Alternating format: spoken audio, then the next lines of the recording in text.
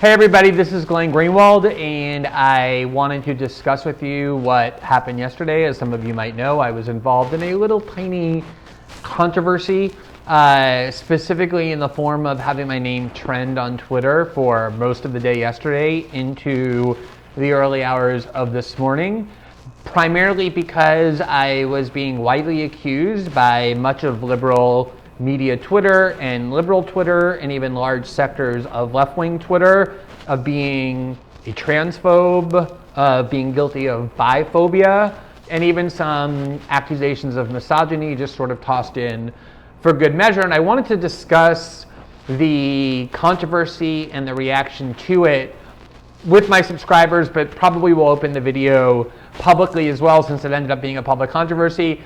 Not because of what impact it had on me, because the impact it had on me is virtually non-existent. It's very trivial. I've been through these controversies many times before. I can predict with a fair amount of confidence and safety that this is not the last time I will be involved in the middle of one of these. One of the things that you realize when you have a large platform, when you speak and report on polarizing and controversial issues, is that the first time that it happens, it seems like the entire world is falling down and crashing down on your head, that the world is talking about nothing but, and as you go through it, the third time and the fifth time and the ninth time, what you realize is that it's really just kind of a daily ritual, that Twitter or whatever online platform is doing it will single you out when they find you, like a little vulture seeing the meat on the ground, and then it kind of exhausts itself over the course of 12 to 16 to 18 hours, and then it moves on to the next target. I'm sure as I record this, they're already on to the next person or set of people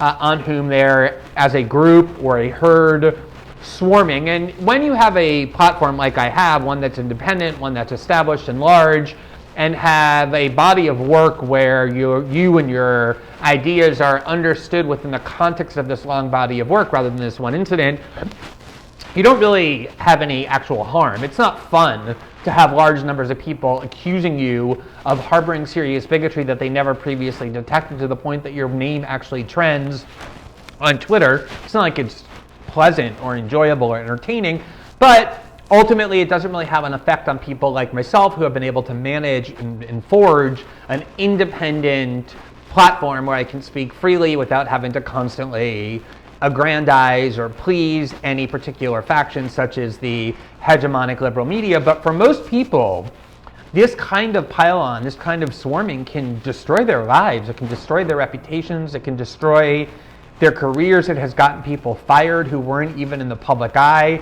If people are just starting a career in journalism or in politics, and this is all anyone knows about them, their entire character ends up being judged through this extremely distorting lens that these mobs on Twitter create without any real opportunity, once they get going, to stop them, no matter how distorting they are of your views, no matter how false are the claims. It's kind of like a train that just keeps going, and you have to wait until it just sort of exhausts itself and slows down. But for a lot of people, it just runs right over them.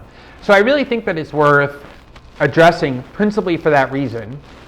And I also have to say that because I have the platform that I have, that I'm lucky enough to have, one where I do have a large body of work, where a large audience is familiar with the work I've done over the course of many years and assesses what I'm saying and what I'm doing through the prism of all of that work, and because I have an audience and a readership that has no expectations that I'm going to be captive to any one particular dogma, that I'm going to do my best to discuss issues and raise questions no matter how uncomfortable they might be, the fact that I have that ability makes me feel like I have an obligation, a unique obligation, to say the things and raise the questions that many other people simply can't say because their situation in life or their status at work is too precarious, too vulnerable in order to do it. And if I don't do that with this platform, if I don't question the things that I think should be questioned, if I don't raise the views that I have that I know may not be popular among lots of people in media or journalism or politics who wield a lot of influence and power, what is the point of this platform if I'm just simply echoing what all of the other guardians of information and the mavens of decent society and liberal journalism are all saying? If I just go with that herd for comfort, I can do very well, but what would be the point of any of that, which isn't to say that I ever expressed a view that I don't really believe simply to cut against the grain. That's just mindless contrarianism, and I do not believe in that. There are some times when the herd's views are my own, and I either echo them or simply look for other things that are worth covering that I can have an impact on. But in those instances where I believe questions should be asked, or when just simply observations that seem interesting to me are supported by facts and data and ought to be made, I do think it's incumbent upon me not to be deterred or intimidated by the fact that I might be swarmed, as I was yesterday, or have a bunch of media people unite together to seize on what I said opportunistically to try and harm my reputation. Because if I'm deterred, I feel like I have no value with this platform. It can be a job, it can be an occupation, I can make a living, but I won't really be able to look myself in the mirror and tell myself that I'm doing it with integrity. For me, integrity means being able to say what you really believe, not just reflexively or spitting it out the second it enters your brain, but being cautious and careful with the facts, but also being unafraid. And I feel like the more people do that, who can do it, the more space then gets created for others who can't do it to be able to do so. And that's very much what I've always seen as one of my roles in journalism and as a participant in the public discourse. So that's the overview of how I look at this incident. Like I said, I've been through this many times before. This is not the first time. It almost certainly won't be the last. But I think it's interesting to talk about the dynamic, but also the substance of the controversy itself. Now, as I alluded to, the reason my name trended on Twitter is because enough people just kept repeating it over and over, that comments that I had made on Twitter about a new Gallup poll that was a comprehensive survey of the LGBT population in the United States, that those comments were transphobic, were biphobic, were bigoted toward women. And so people just repeating that enough times with my name attached to it made my name trend on Twitter. Twitter then editorialized about it, saying that my name was trending on Twitter because of a backlash I was facing due to comments I made about lesbianism that other people had interpreted as transphobic.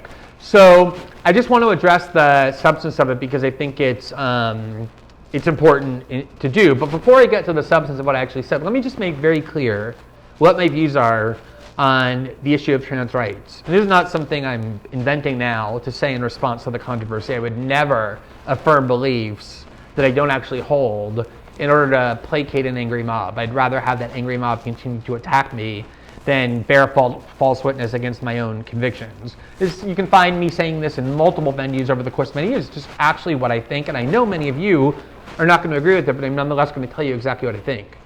What I think about trans issues is the following. I think that when someone declares themselves trans and says that they were born a biological male but identify as a woman, or were born a biological woman and identify as a male, I think we ought to honor that declaration about their own identity. I think they know their identity better than we do, and I think that that identity deserves to be respected. And I think the law, to the fullest extent that it can, and I'll discuss the couple of questions I have about legal rights, but with that, short of those two questions, lingering questions, I believe there should be the full panoply of rights that trans people enjoy under the law with their declared identity. And that's just a part of my philosophy that probably comes from myself being gay and wanting society to honor my sexual orientation and have the law give me the same rights as my fellow citizens to do things like marry the person I love. I'm sure it's a byproduct of my own experience and having navigated through something quite similar. But it's also just part of my broader philosophy that in general I think the state and law should be organized to maximize other people's self-actualization, other people's fulfillment of their own vision for how they can live their lives in the happiest and most fulfilled manner possible. To me, that's really one of the primary objectives of society. It doesn't mean that you give people carte blanche to do whatever they want simply because it pleases them. You obviously have to balance that against harms it might cause or ways that it infringes on other people's rights. But all other things being equal, I will in general opt for the course of action, the view on law that maximizes rather than impedes or interferes with a person's ability to be self-actualized as they understand it. Now, as I said, I know a lot of you don't agree with that. I know a lot of you don't agree that trans women are actually women, that trans men are actually men. A lot of polling data shows that there are huge numbers of people who have not yet come to that conclusion and maybe never will. And that's the irony of all of this. This is the irony of spending the day having been accused of being a transphobe and an enemy of the trans movement, that if you were to define a spectrum from 1 to 100 on where everyone in the society falls in terms of agreement or disagreement or support or hostility towards the core animating views of the LGBT community or the trans movement, I'm almost definitely in the 90th percentile and probably in the 95th percentile in terms of agreement with that general worldview, legally, politically, culturally, and in terms of interpersonal interaction. So if I am transphobic, if I am an enemy of the trans movement, who are their allies?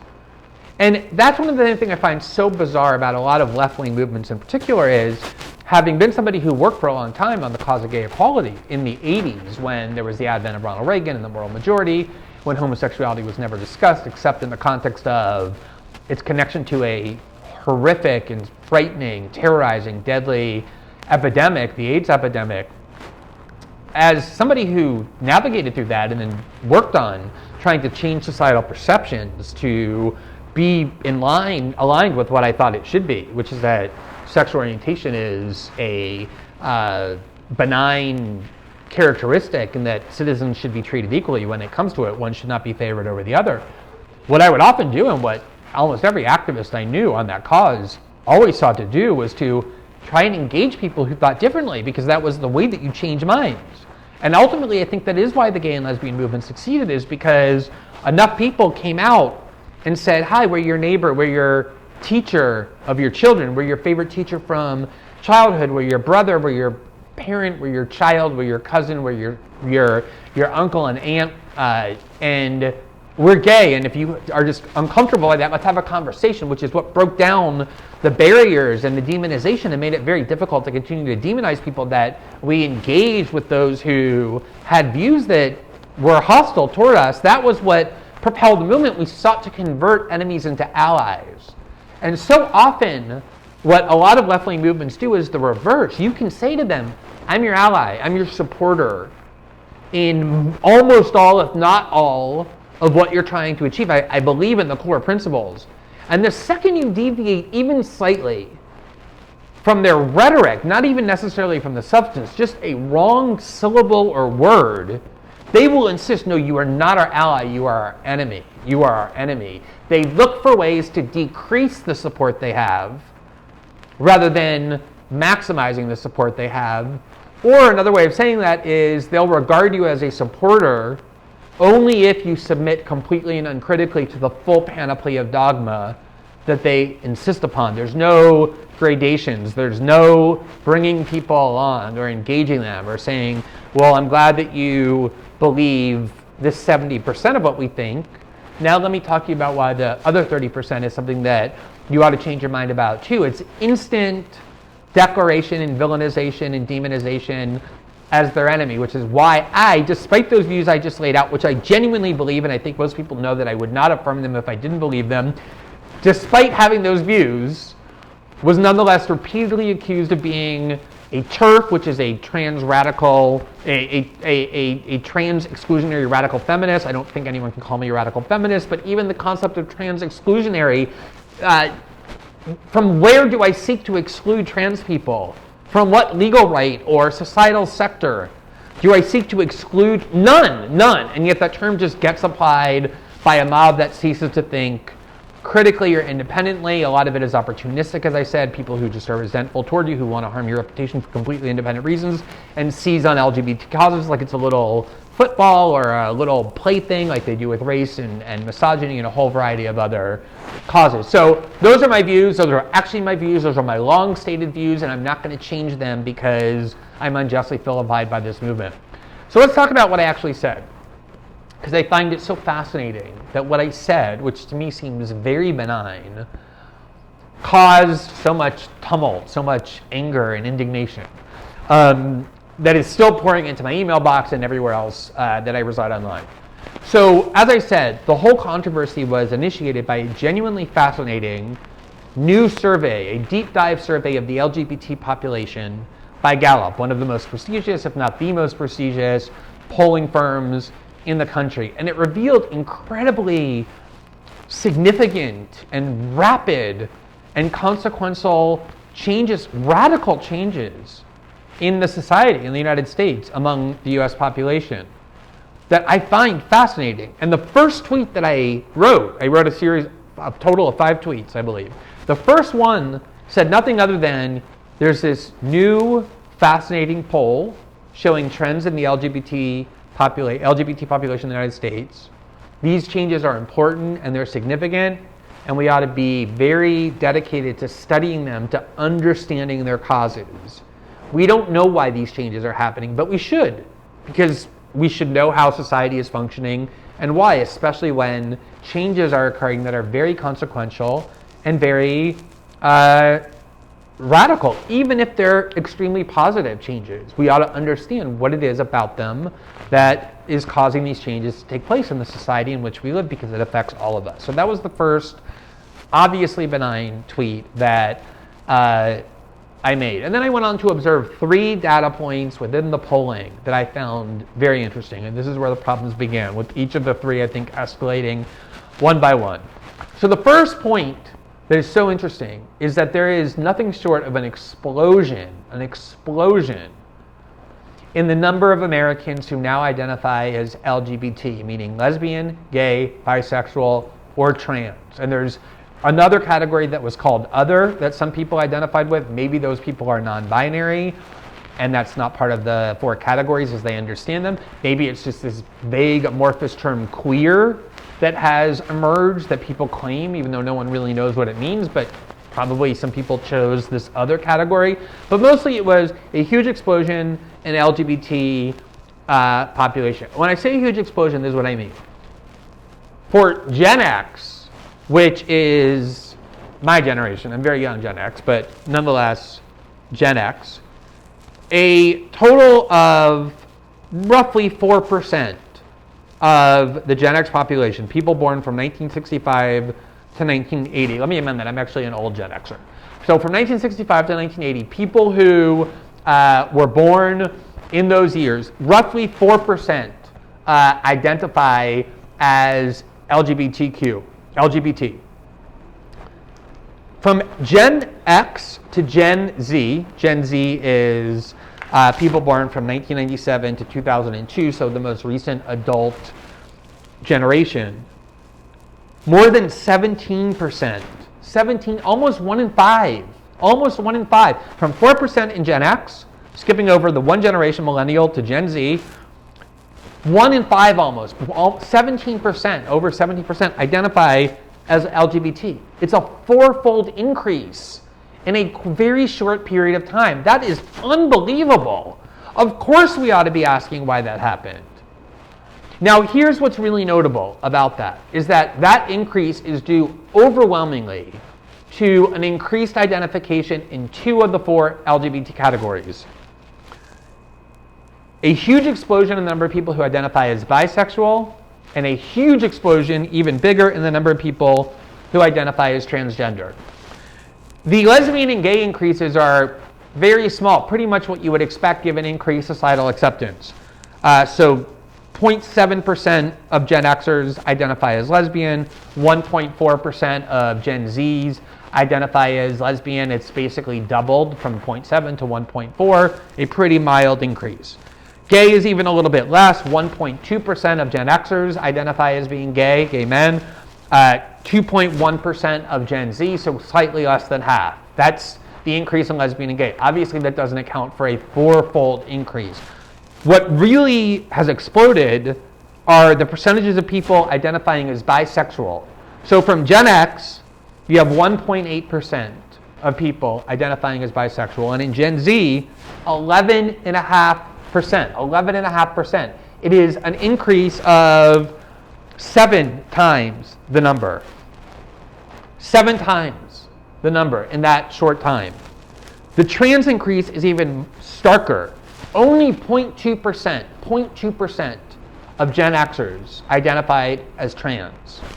1.8% of Gen Z people identify as trans. That is an increase of 9-fold, a 9-fold increase in the number of people.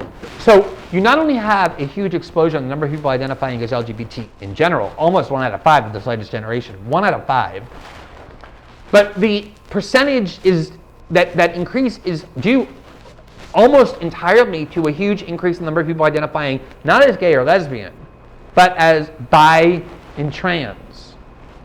Now, of course, we ought to ask why that is.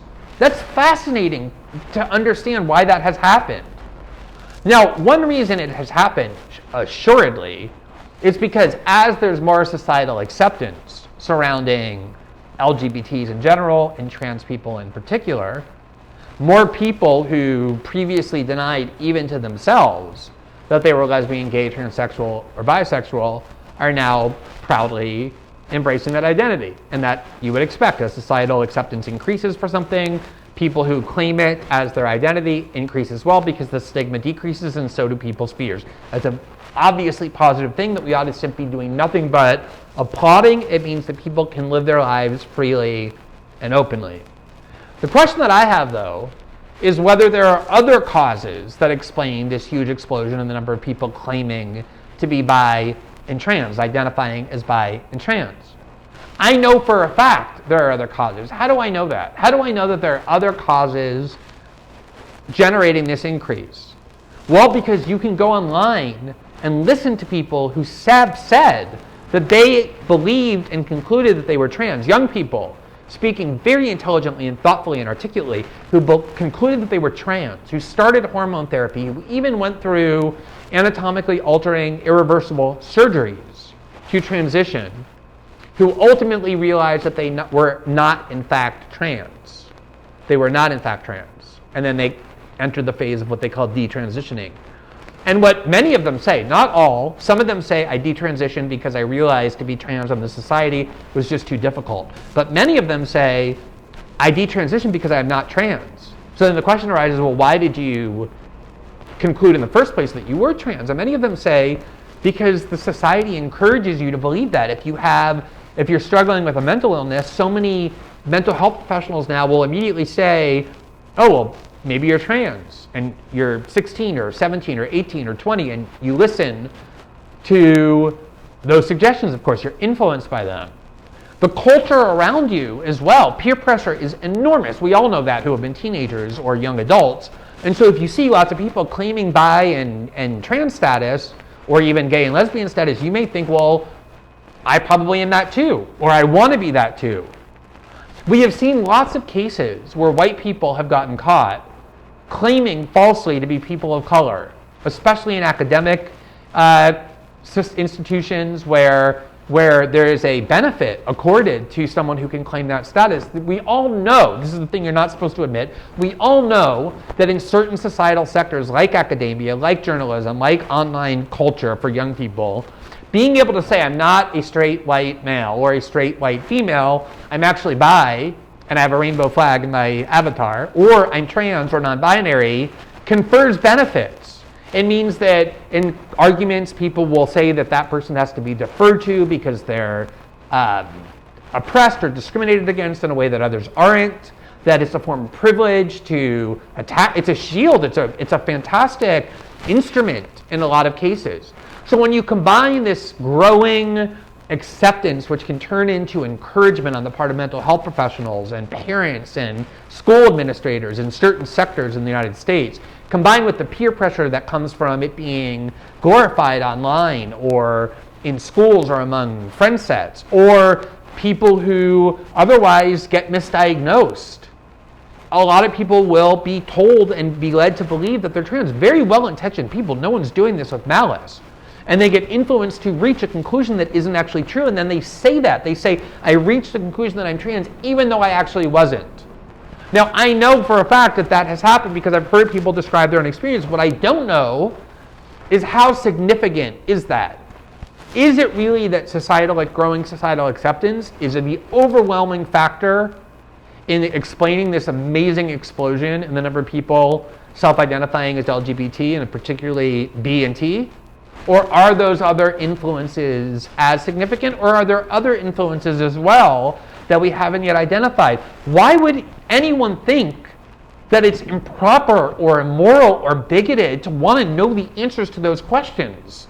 These are incredibly new phenomena. These are radical change. Of course I'm interested. I'm interested as a journalist. I'm interested as a person with a working set of rational faculties, and I'm interested as a member of the society, and I'm interested as someone who is gay and has been part of the LGBT community my entire life, and where that identity has shaped so much of what I'm experiencing. It's affecting that community, it's affecting the broader society, and it's affecting humanity. Of course I'm interested in knowing the answer, and that's what I asked. I said, it seems like there are other factors. We should know how significant those factors are.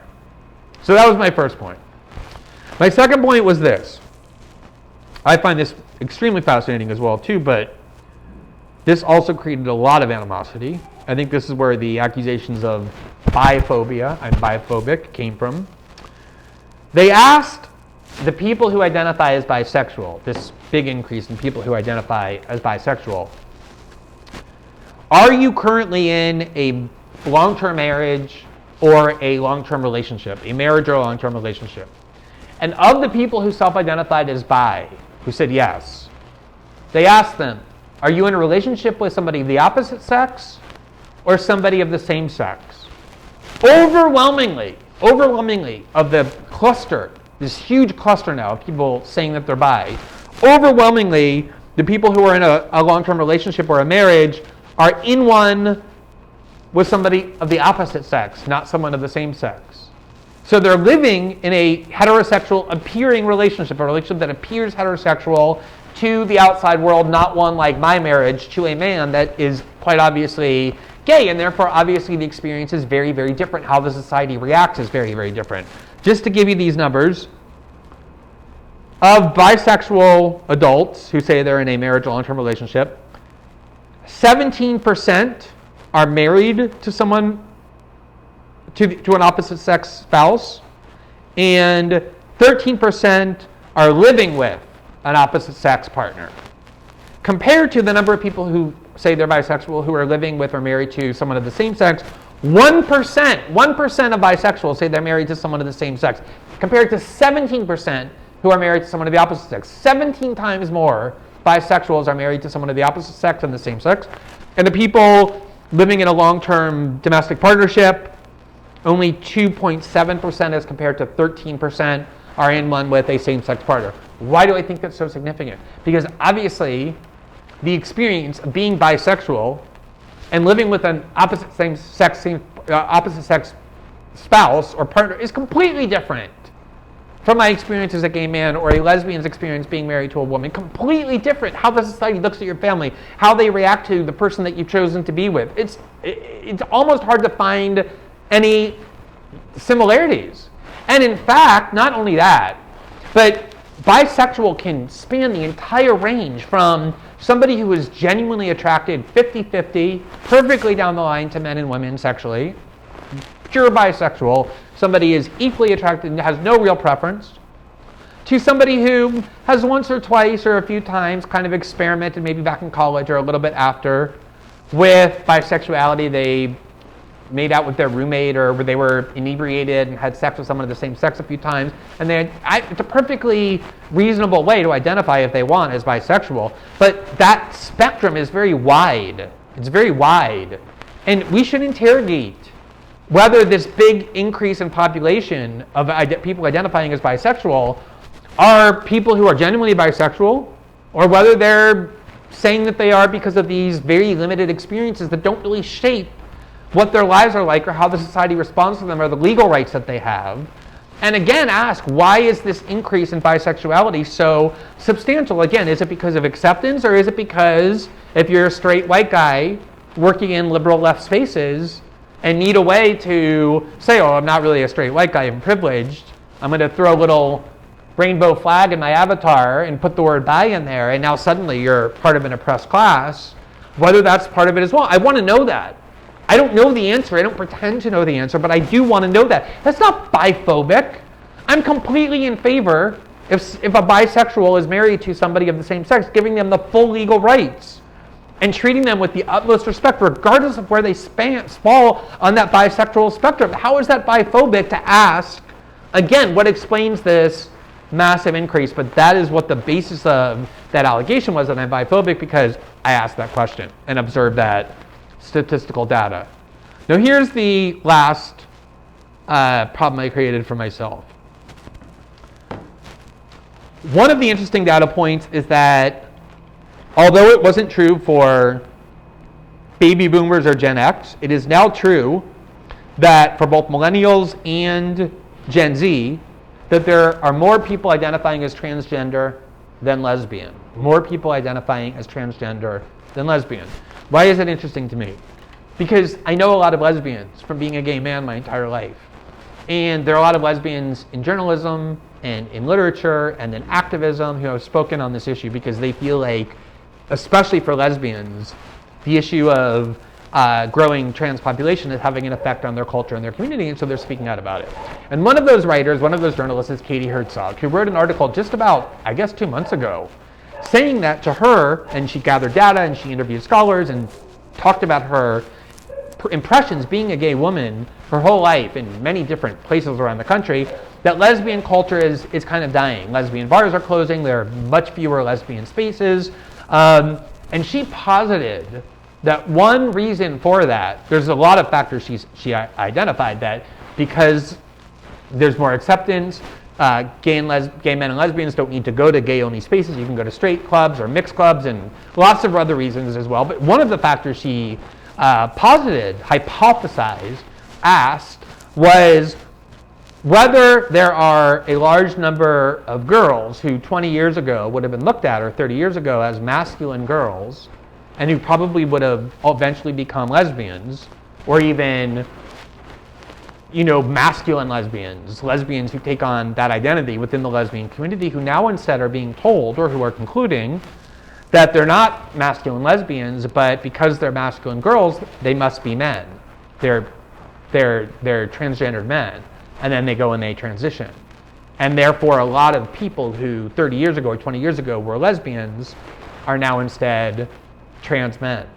Now, in a lot of ways, that's probably a good thing. I'm sure there are a lot of lesbians who 30 years ago were actually trans men, but who didn't feel safe or comfortable identifying as such because the society wasn't sufficiently accepting of it. And now, a lot of them are being able to self-actualize, live their identity, and that is genuinely fantastic. I couldn't be more thrilled.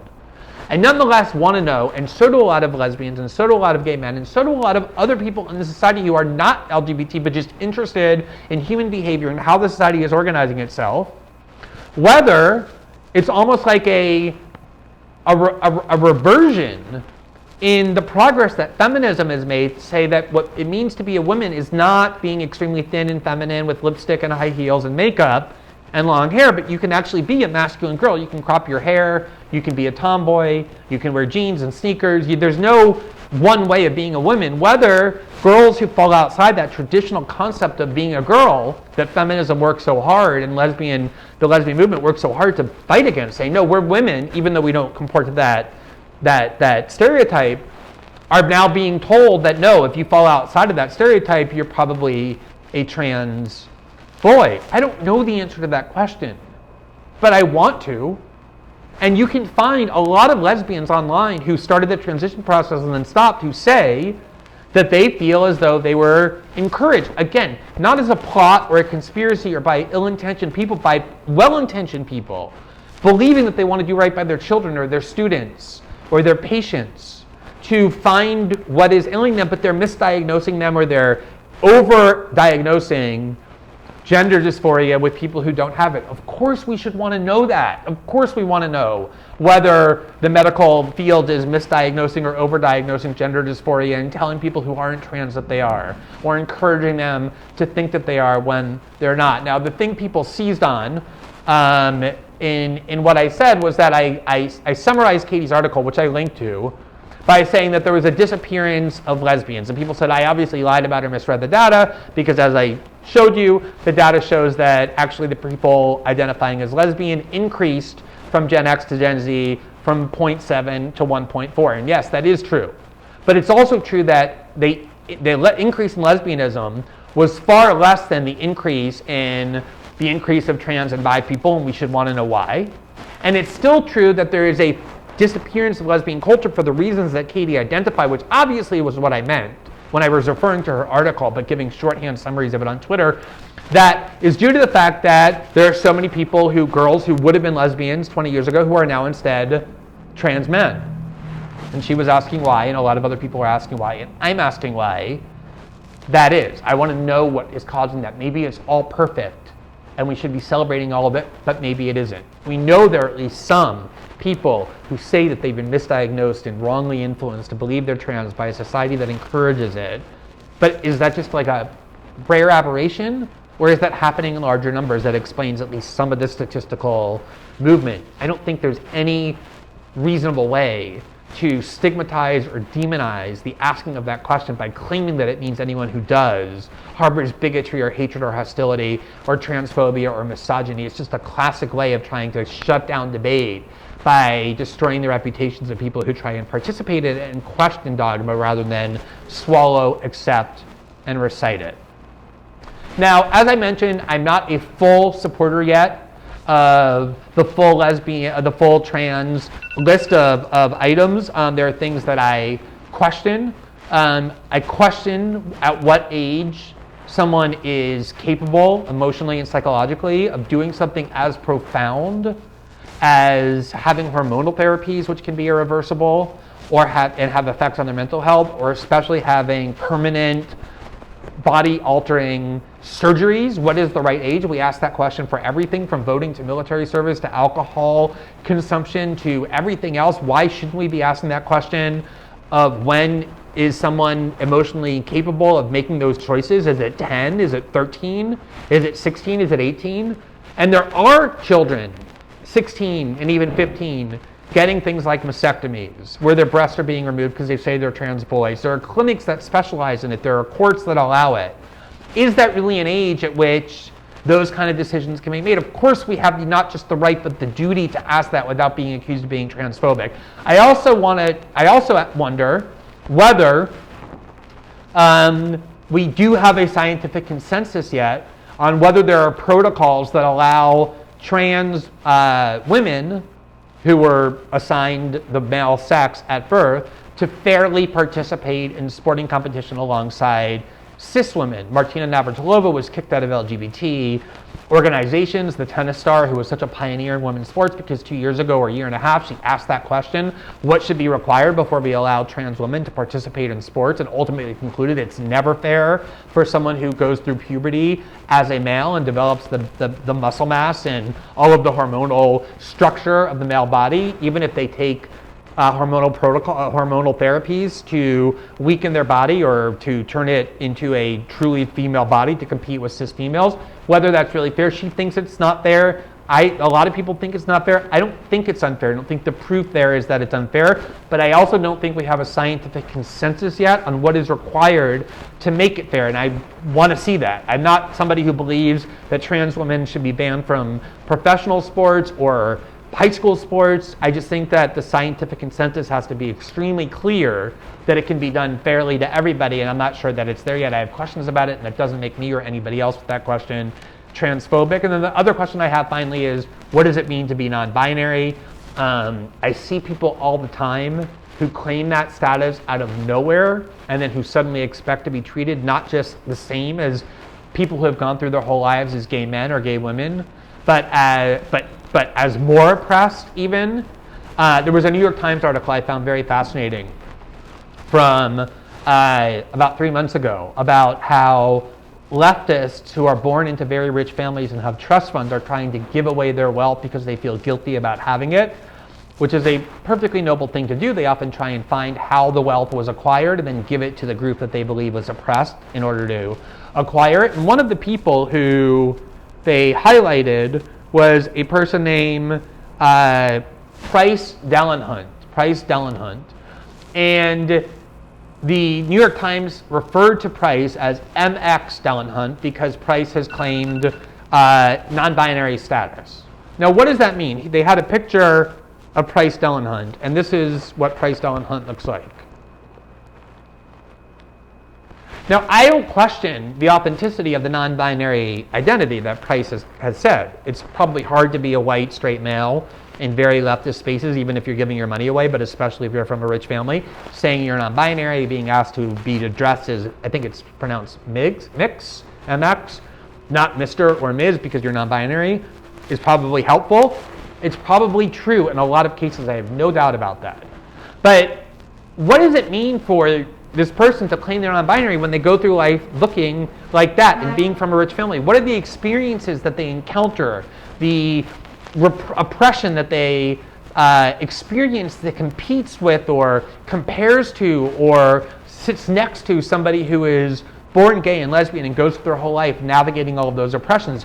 This is a very new concept, people claiming they're non-binary. It's exploding as well, and we ought to understand what it means and what does it mean for that experience. And again, there's probably a big spectrum of people who feel neither female nor male versus, say, somebody who a month earlier decided that they should do that because sometimes they feel female and sometimes they feel male, when I think all of us are very complex. Even the most feminine among the women and the most macho among the men have feminine or male characteristics mixed in with that as well. So asking what it means to be non-binary, what legal rights ought to be adjusted for that experience, and what that oppression is, what the extent of it is, and what the scope of it is, are all questions that I also believe should be asked. But in general, I'm a full supporter of the right of trans people to live with complete dignity and full legal equality, and yet nonetheless spent the last 24 hours being accused of being a transphobe and a biphobe because I asked these questions and made this observation about the data. And if that doesn't demonstrate how these accusations are used to intimidate people from doing anything other than just being meek and quiescent in reciting the dogma that has been imposed on them instead of asking to be persuaded and trying to figure out things that don't make sense, I don't know what is. I can sustain it easily, but most people can't. Imagine anybody else outside of a handful of people who are lucky enough to have sturdy, protected platforms spending 24 hours with the entire or large parts of the internet accusing you of being a bigot. Imagine what that does to your future career prospects, to your ability to have opportunities in the future. It's incredibly odious when it's done recklessly, as it so often is. Mobs are generally the least reliable way of adjudicating disputes calmly, and that's why I wanted to take the time to talk about what I did say and what I didn't say, what I meant and what I didn't mean, not to defend myself because I don't need defending, but to illustrate both how that dynamic works of mob attacks online and how damaging they can be to others, and also to dive into this data that I think merits more than the 5 tweets that I gave it yesterday. So I hope this has been illuminating. I'm sure a lot of you disagree with a lot of what I've said, and that's perfectly fine. In fact, I'm sure of it. Use the comment section or any other venue that you want to raise issues and questions. I'd love to have the discussion further. I'm not somebody who talks about trans issues very much at all. In fact, almost never. The only reason I did yesterday was because of this new survey. But since it ended up engulfing me for a day and affecting my name, I'm more than willing to spend a little time discussing it. I think it's worthy of that in light of this new fascinating data. Thanks for listening.